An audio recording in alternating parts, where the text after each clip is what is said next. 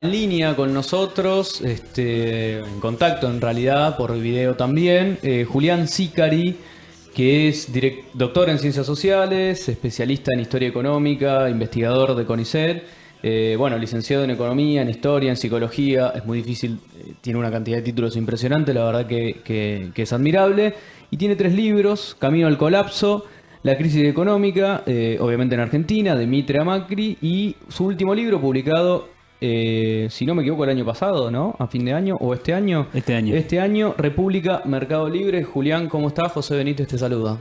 ¿Qué tal, José? Un gusto en saludarte. Muchas gracias por la invitación. No, a vos. ¿Me faltó algo?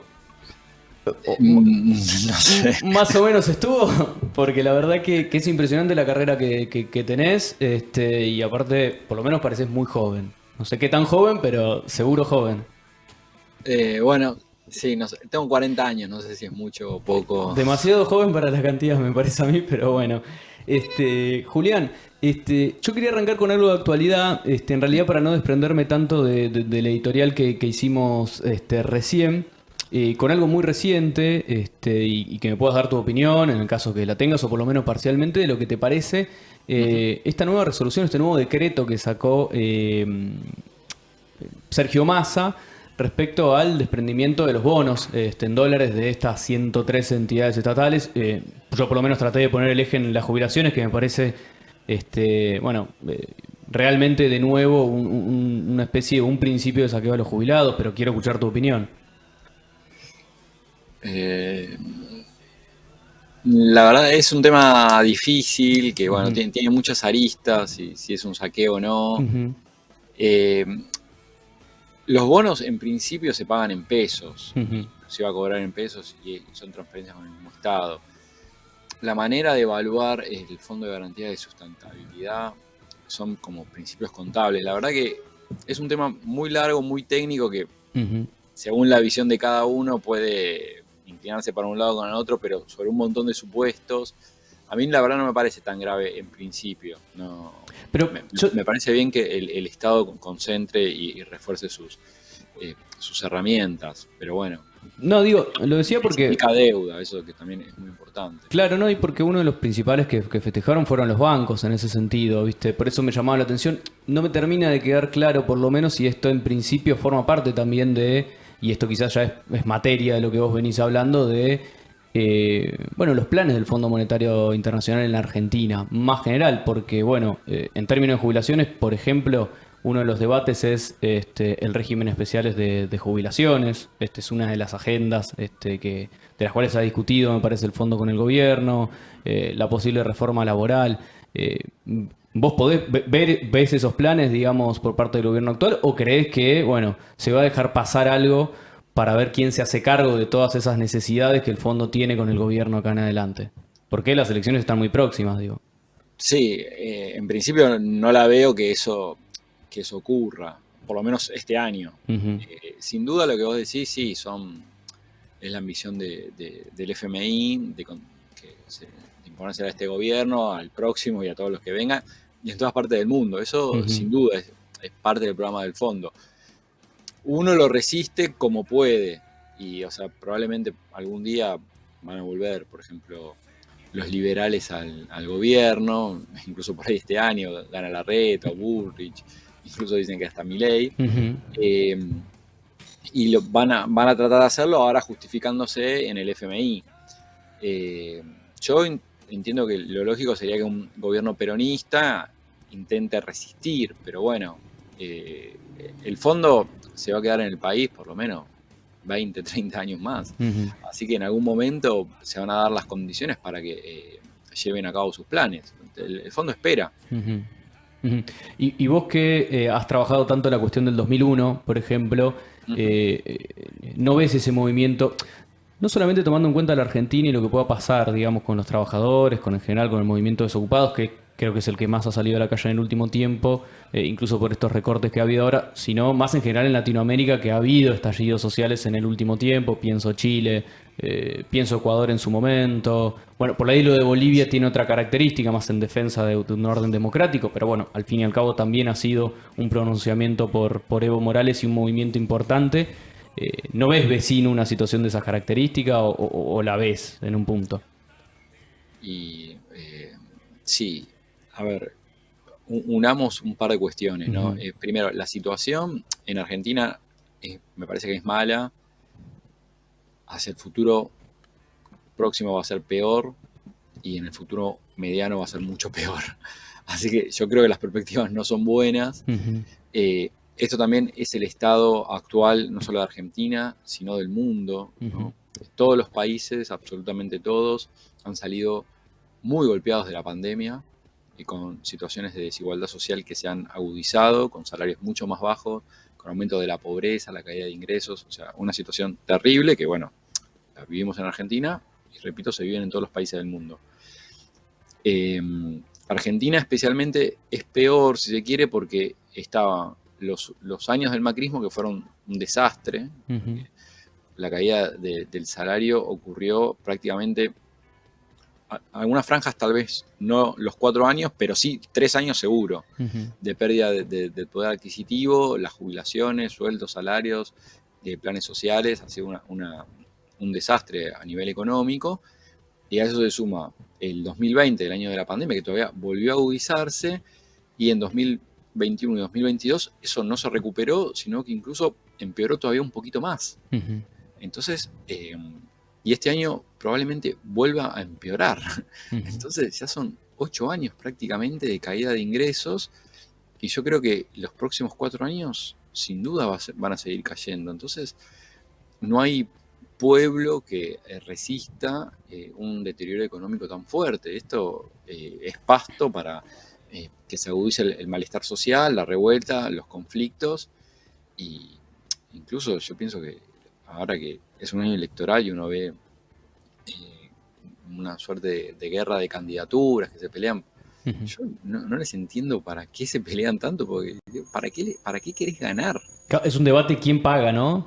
Es que claro, ¿Quién se hace el que cargo? venga, el gobierno está desesperado, es decir, lo que sea para llegar. Ujú, Y el que venga, yo no, me da curiosidad, incluso los que más se desesperan en ser presidente, ¿para qué y qué van a hacer? Porque no tienen muchas herramientas. O sea, incluso si ganan los liberales, si ganan ujú, Larreta o Bullrich, la situación va a ser inmanejable. ujú. Va a ser inmanejable. Eh, entonces, eh, el escenario es muy complejo a nivel político, económico y social. Eh, no, eso la verdad me angustia mucho, así que no sé si la charla va a ir por este lado, que la gente no se ponga mal, pero la veo complicada. Ujú. Hola Julián, te habla Sebastián. Te quería preguntar cómo impactaría en este contexto la reducción de subsidios, una posible reforma laboral, un sistema de voucher que sostienen estos sectores que vos bien hablabas, como Patricia Bullrich y Javier Milei. ¿Cómo impactarían en esta situación, en esta crisis económica que se está llevando a cabo?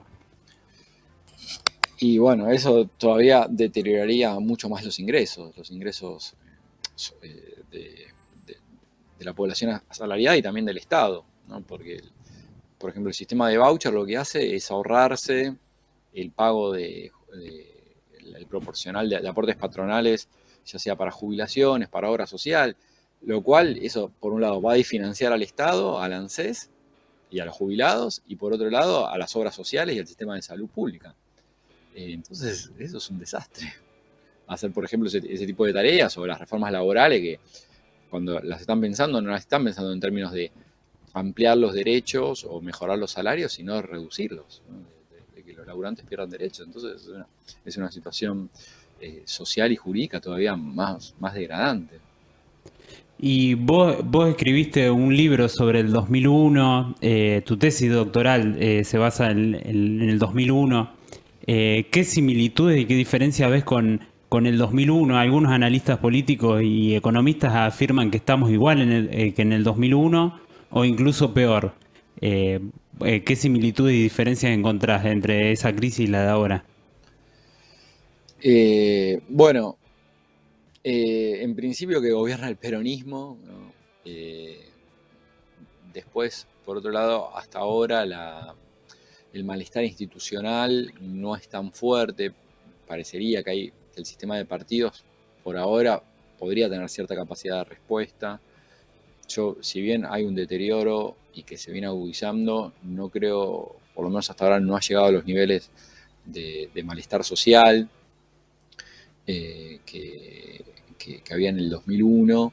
Los niveles de pobreza no son los mismos, ¿no? Por ejemplo, uno de los mayores elementos de malestar social era la desocupación en el 2001, que estaba en niveles del 18 o 20%. Bueno, en este momento los niveles son relativamente bajos. Estamos en 5 o 6% de desocupación. El problema es que aún los trabajadores, los que trabajan 8 horas por día, 8 o 9 horas por día, son pobres. El problema es que el nivel de ingresos o retribución salarial no es lo suficientemente bueno. Pero no es lo mismo cobrar menos de lo que uno le gustaría que no cobrar absolutamente nada, como era en 2001. Aparte, por ejemplo, incluso los sectores más postergados, los excluidos, tienen una serie de coberturas sociales, ¿no? Ya sea el AUH, el sueldo anual complementario. Hay una serie de ofertas que provee el Estado que tal vez no es la deseada para muchos, pero genera un cinturón de contención mucho más fuerte, ¿no? Por ejemplo, que exista la tarjeta alimentar u otros elementos, que no genera el mismo nivel de desesperación o de angustia social que antes. Además, por ejemplo, la crisis del 2001 estuvo canalizada en buena medida por cómo estaba estructurado el sistema bancario, que la explosión final, que la recordamos la mayoría, que tuvo que ver con el corralito. Bueno, puede haber una crisis financiera, por ejemplo, que el Estado entre en default. No creo que lo haga en breve, o sea, puede ser en 5 años, eso podría ser, pero no ahora. Y aparte tampoco están en riesgo los bancos, ni los préstamos, ni los depósitos de la población. O sea, no hay peligro alguno de corralito en el horizonte. Entonces, bueno, ese es un diferencial también bastante importante. Y tal vez otro significativo es que en el 2001 existía la ley de convertibilidad que establecía una serie de corset y rigideces a la economía argentina muy fuertes que en este momento no existen. Entonces eso daría o da la posibilidad de que el Estado, el gobierno, tenga mayores instrumentos de política económica. Entonces, para capear la crisis, si bien la situación es complicada, hasta ahora no ha entrado en un terreno tan crítico como en el 2001. ¿Y qué pensás que la podría acelerar a esa crisis? Digo, pensaba lo siguiente mientras hablabas, ¿no? Por ejemplo, la quiebra del Silicon Valley Bank, por ejemplo, afecta a la Argentina, bueno, puede afectar en mayor medida toda la situación internacional y demás. ¿Crees que una situación internacional en la crisis o la crisis que transita Argentina la podría agudizar a ese punto? Digo porque los movimientos internacionales son interesantes también. A veces uno deja de prestarle atención, pero de golpe te da una lección en un punto. Sí, yo creo que la cuestión de la crisis está, o sea, lo que podría detonar una agudización es, bueno, por un lado, la cuestión inflacionaria, que si se sigue acelerando, eso lo que hace actualmente es licuando los ingresos de asalariados. Entonces, lo que hace es generar si siguen cayendo los salarios, eso puede agudizar, obviamente, el malestar social. Eso por un lado. Por otro lado, bueno, ya sabemos qué va a pasar, pero vamos a ver cómo se traduce el efecto de la sequía. O sea, la sequía, que bueno, según el cálculo que se utilice, se perdieron entre 15.000 y 20.000 millones de dólares de exportaciones. Sí. Eso no es menor. El tema es cómo se van a administrar entonces el comercio externo y las reservas internacionales, que es el talón de Aquiles histórico de las crisis económicas argentinas, la falta de dólares, la falta de divisas. Eso, considerado en un año electoral, donde en general suele haber movimientos, ¿no?, de precautorios o de dolarización de activos o de resguardo, que generan mucho más incertidumbre y que, por ejemplo, a la oposición aparentemente se le ha intentado, por ejemplo, alentar los ataques especulativos, las corridas cambiarias y bancarias, y que, por ejemplo, haya un shock evaluatorio que, bueno, que agudice todavía mucho más la situación económica y social. Aparentemente el gobierno, con los canjes de deuda que implementó hace poco, desactivó la posibilidad o el miedo que existía de que, por ejemplo, no hubieran renovaciones. Porque, ¿qué pasa? Con la pandemia, ¿no? Esto, me tengo que remitir a algo anterior, ¿no? En 2020, ¿qué pasó? Se pulverizaron los ingresos del Estado, cayeron muchísimo, y sin embargo las obligaciones o las necesidades de cubrir el Estado aumentó muchísimo. Por ejemplo, lo que se llamaban el IFE o los ATP, los distintos programas de cobertura para solventar que la situación no se agudice todavía más. Entonces, crece el gasto estatal, creció muchísimo el gasto estatal en 2020 y bajaron los ingresos. Eso generó un agujero fiscal muy grande que, por una parte, se cubrió con emisión y con otro, con endeudamiento en pesos del propio Estado. Entonces, el Estado se endeudaba, no emitía bonos o letras a futuro. ¿Y qué es lo que suelen hacer los Estados para solventar su situación financiera? Cuando se dan esos vencimientos, vuelve a emitir letras y financiamiento y bonos para pagarlos, ¿no? Te pagan deuda con más deuda. Vence un bono y te dicen, bueno, te doy otro bono. Y así sucesivamente. Un refinanciamiento, digamos. Claro, un rollover, refinanciamiento, tal cual como vos lo llamás, es permanente. Entonces usó distintos instrumentos, algunos, por ejemplo, ajustados con el SER, otros ligados al dólar, inflación, bueno, distintas estrategias. ¿Qué pasa? La oposición le decía, no, yo no creo en la política financiera de este gobierno, entonces todo lo que venza ya en 2024 no te lo voy a pagar, porque me parece que cambiemos, miren, la ironía de la vida, le estaba diciendo, el peronismo se está endeudando irresponsablemente, así que no vamos a pagar.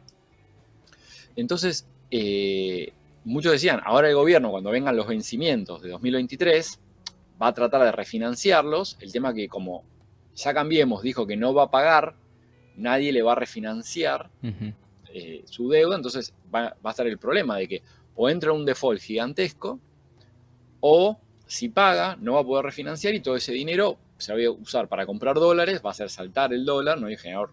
La oposición lo que estaba haciendo irresponsablemente era alentar precisamente que ocurrieran estos ataques especulativos, saltos cambiarios, corridas, bueno, una situación de caos y pánico. Aparentemente esto está en gran medida desactivado. De hecho, en la última renovación de deuda que hubo, que existió esta semana, al gobierno le sobró plata. O sea, tuvo que hacer renovaciones, le sobraba. Entonces, ya la posibilidad aparentemente de los canjes de deuda, que ocurra todo esto, ya no va a pasar. El tema es qué va a pasar con la falta de dólares. Si el gobierno, por ejemplo, también va a apostar a que, por ejemplo, para que no crezca la demanda de dólares, por lo menos por el canal real de la economía, es que la economía deje de crecer. Por ejemplo, en 2021 hubo un rebote espectacular de economía que creció 10%, ¿no? Se recuperó lo de la pandemia. En 2022 creció un 6% aproximadamente la economía. Este año, que se estimaba que iba a seguir creciendo 3-4 puntos, si vos, para crecer, vos necesitas importar esas importaciones. El tema es que si no tenés dólares, porque te cayeron por la sequía, vos eso no lo vas a poder autorizar. Entonces, eso probablemente corte, de hecho lo que está pasando, que se está amesetando la reactivación económica, el crecimiento, y estás, en algunos sectores, entrando en recesión. Entonces, eso, por ejemplo, va a pegar por un lado, que la economía deje de recuperarse y pegue por la cuestión recesiva, la falta de dólares. Otro es cuánto miedo, pánico bursátil se pueda desatar con respecto a la falta de dólares. Bueno, ese es un poco los dilemas de la economía de este año y cómo los puedan administrar. De hecho, un poco, bueno, fue una noticia, según quien la lea y cómo se lea, ¿no? Que fue el encuentro de Biden, de Alberto Fernández con Biden, que le decía, bueno, yo como por la recesión y por la caída que implica la sequía, si Argentina exporta menos, no solo me van a faltar dólares, entonces la meta que, por ejemplo, se había acordado con el FMI de cumplir a llegar a determinado nivel de reservas no se va a poder hacer porque voy a ingresar menos dólares, pero a su vez, como voy a exportar menos, el Estado va a recaudar mucho menos por la cuestión, por las retenciones, que es un impuesto muy importante del Estado argentino. Entonces, si yo exporto menos, recaudo menos. Entonces, la meta fiscal es mucho más difícil también de cumplir. Acá había dos problemas. Por un lado, que vos podías generar intranquilidad financiera al no cumplir la meta, los acuerdos fijados con el fondo. Y por otro lado, si no cumplís con el fondo se había comprometido a hacer una devolución de dólares que te permitían resguardar las reservas, ¿no? Hacerlas más sólidas, de unos 5.000 millones de dólares. Bueno, aparentemente la reunión con Biden de esta semana de Alberto, lo que sirvió fue para permitir que el desembolso de las reservas que iba a ser el fondo sirva, con lo cual las reservas del Banco Central se incrementarían de todos modos por este acuerdo, pero el fondo no flexibilizaría, o eso todavía en lo que no termina de quedar de todo claro, es el acuerdo fiscal. Entonces, por ahí te da los dólares, que son fundamentales, son más indispensables que nunca, pero el acuerdo fiscal implicaría mayor ajuste, ¿no? En un año electoral. Bueno, eso también castigaría el nivel de actividad interna de la economía, no solo porque te va a cortar la cuestión de las importaciones, sino, bueno, el ajuste del Estado. En este contexto, ¿cómo impacta la guerra Rusia-Ucrania, sobre todo en cuanto a la política energética, no solo en la Argentina, sino en el mundo? Vos tratás en tu libro de crisis económicas varias crisis que se dan por variables exógenas, como la Primera Guerra Mundial, la Segunda Guerra Mundial, donde los países tuvieron que aplicar un proteccionismo y bajó el comercio internacional, la crisis de Lehman Brothers, el efecto tequila. Hay varias crisis que se dan por variables exógenas a lo largo de la historia argentina. ¿Cómo debería prepararse la Argentina frente a este tipo de crisis? Bueno, sí, eso ya el impacto tal vez más fuerte de la crisis de la guerra se haya sentido el año pasado, que eso, por ejemplo, incrementó muchísimo el valor del gas y del petróleo, bueno, en Argentina y en el mundo, que otra vez, a Argentina le faltan dólares y un bien esencial, como es el petróleo, que Argentina en los últimos años estaba siendo importador neto de petróleo, hace que la balanza comercial se vea perjudicada porque, bueno, vos tenés que vas a consumir seguramente la misma cantidad de petróleo, incluso si vos crecés, ¿no? Cuando crece una economía, el consumo de gas y petróleo es mucho más alto, porque, por ejemplo, el transporte, que es el principal medio donde, bueno, se transportan los bienes y servicios que se venden o que se producen, van por ruedas, ¿no? Y las ruedas no van por camiones, y los camiones necesitan nafta.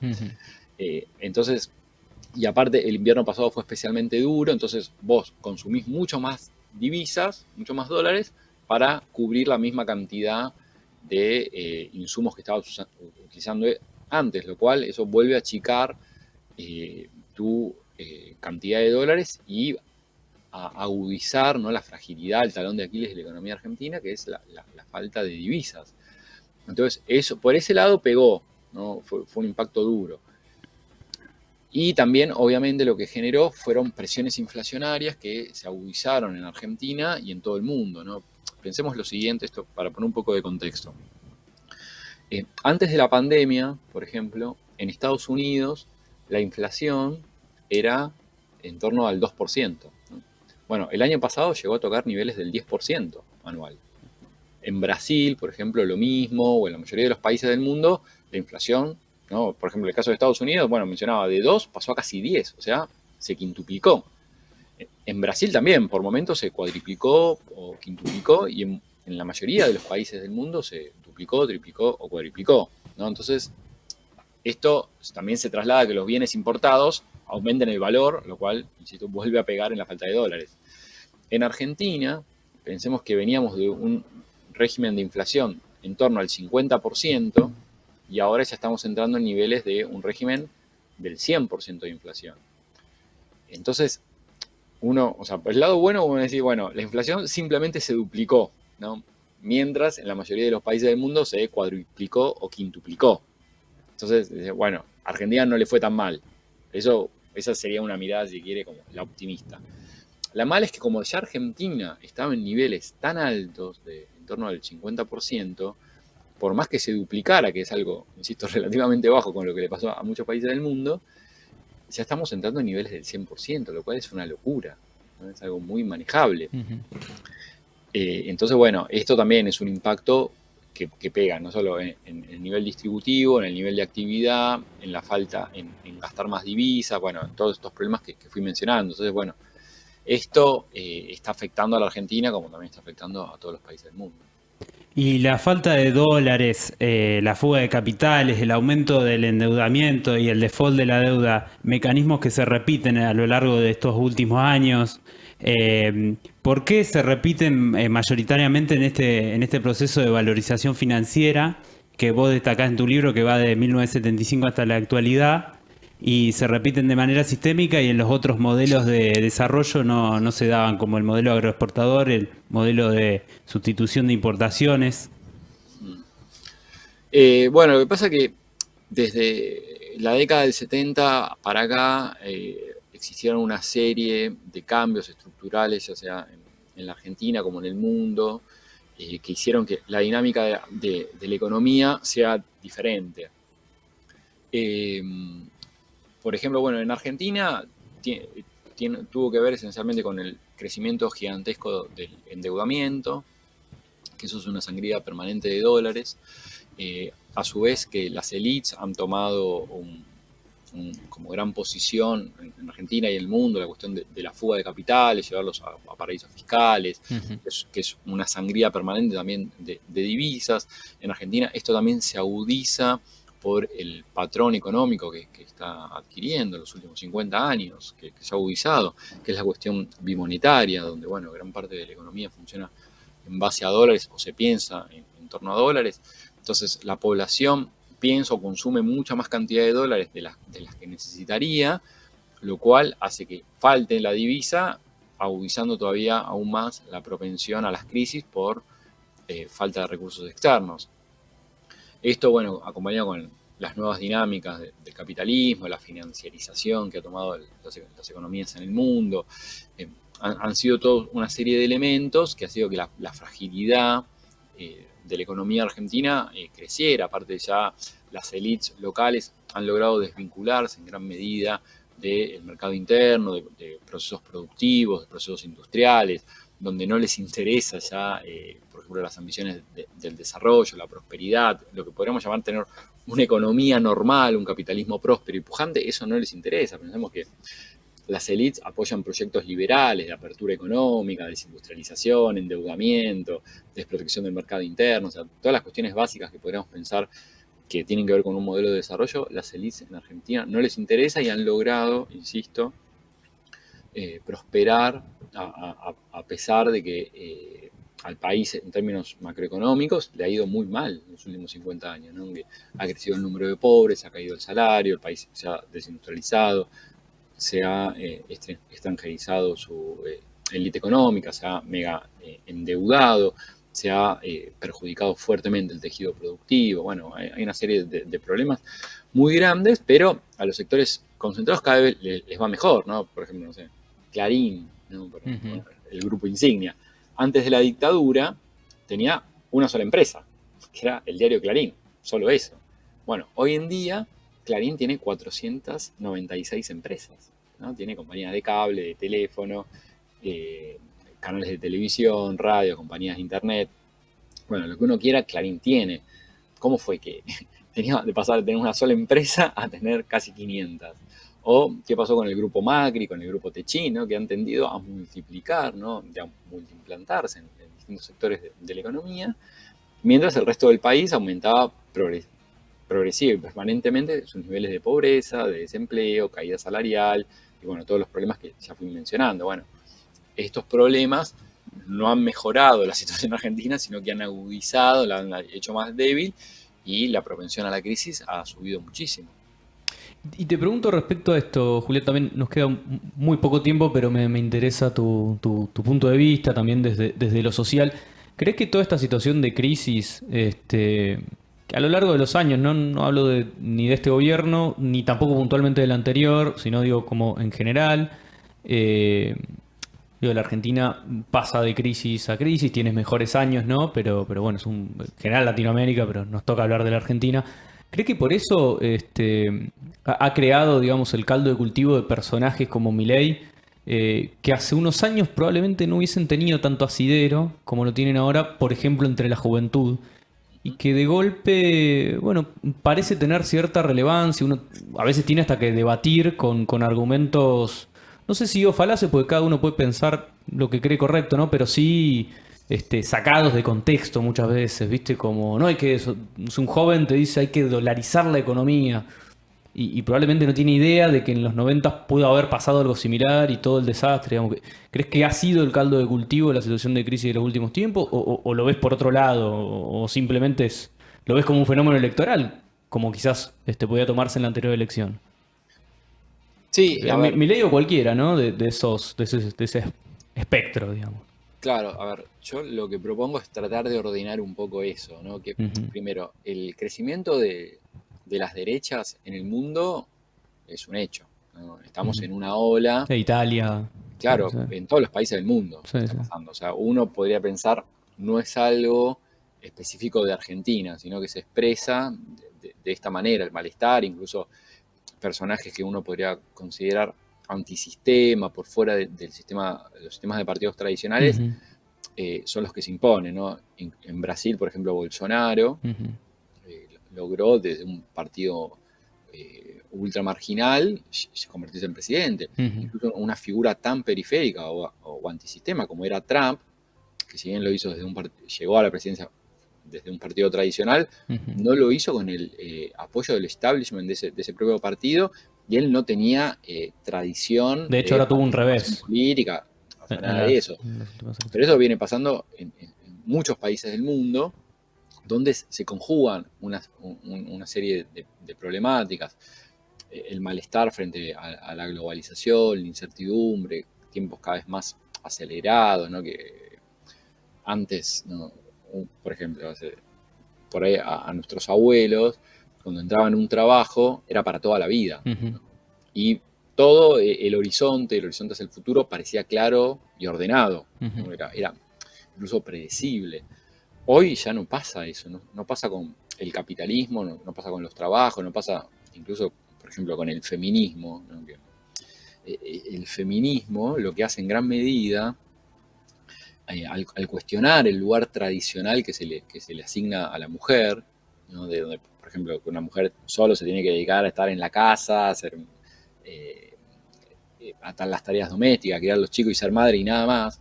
Bueno, el feminismo viene a cuestionar todo esto, entonces el rol de la mujer, sus deseos, sus funciones, su papel en la sociedad, busca ser otro. Entonces, eso, que es un elemento central de estructuración social, al verse cuestionado, también genera cambios, miedos e incertidumbre. Y estos miedos y la incertidumbre se traduce muchas veces en miedo, malestar y en bronca, Ujú, ¿no? Son cadenas que va pasando, o sea, la Internet, las distancias que aparecen. Y para el caso argentino particularmente, pensemos que Argentina en términos netos hace más de 10 años que el país no crece, ¿no? Que por ahí crece un año, baja otro, o sea, pero en términos netos no crece. Y al sector que más ha golpeado es a la juventud, ujú. ¿no? Sí. La juventud que, por ejemplo, es la franja etaria donde mayor desocupación hay, la que tiene los peores trabajos, lo que tiene los salarios más bajos. Muchos de los chicos no se pueden ir a vivir solos, sienten que incluso en la pandemia han sido el sector social que se sentía de alguna manera inmune, porque bueno, estadísticamente era el que menos le pegaba la posibilidad del coronavirus, de tener algún problema respiratorio. O sea, los problemas respiratorios se agudizaban con la edad, o sea, Ujú.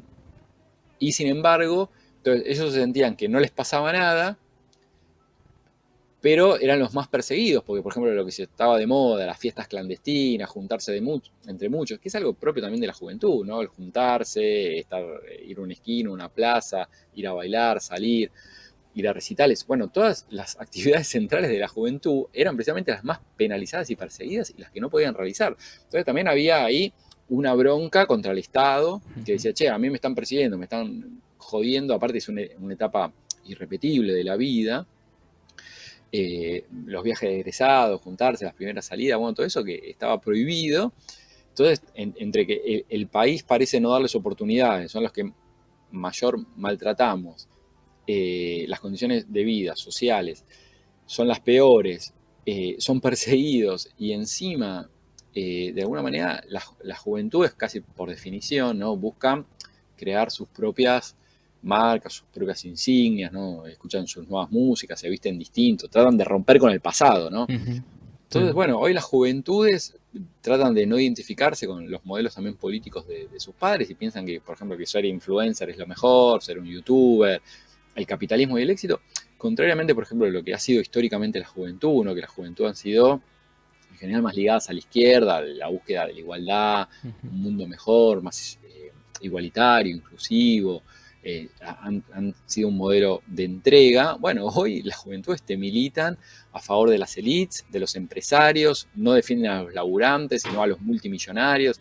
O sea, en vez de identificarse con un pibe de la villa, con un negro con cabeza, como se suele decir, se identifican con un cheto multimillonario. Elon Musk es su modelo, abogan por eso. Es raro, no es inentendible que pase eso, pero es un modelo como que si la juventud ya no es revolucionaria ni de izquierda, sino contrarrevolucionaria, es reaccionaria, es bastante autoritaria, es bastante intolerante en muchos aspectos, ¿no? Como el modelo que vos referenciás, Javier Milei, que incluso son directamente fascistas, ¿no? Que son totalmente autoritarios, prepotentes, gritones, irrespetuosos. Bueno, ese modelo de sociedad que implica también la bronca y el malestar social de las circunstancias que estamos viviendo. Entonces, bueno, hay un caldo de cultivo peligroso. Julián, ha sido realmente un placer charlar con vos. Nos quedamos sin tiempo. Me quedaron algunas cosas quizás para seguir por este lado, por el lado bueno, de las derechas y demás, pero bueno, será en otro momento seguramente. Te agradecemos el contacto y bueno, en otro momento te vamos a estar molestando de nuevo, seguramente ya más cerca de las elecciones o quizás con algún resultado en concreto para ver cómo lo evaluás. Bueno, cómo no, un gusto. Dale. Gracias por el llamado, un placer hablar con ustedes. Igualmente. Chau, chau. Fin de semana. Pasaba con nosotros Julián Sicari, decía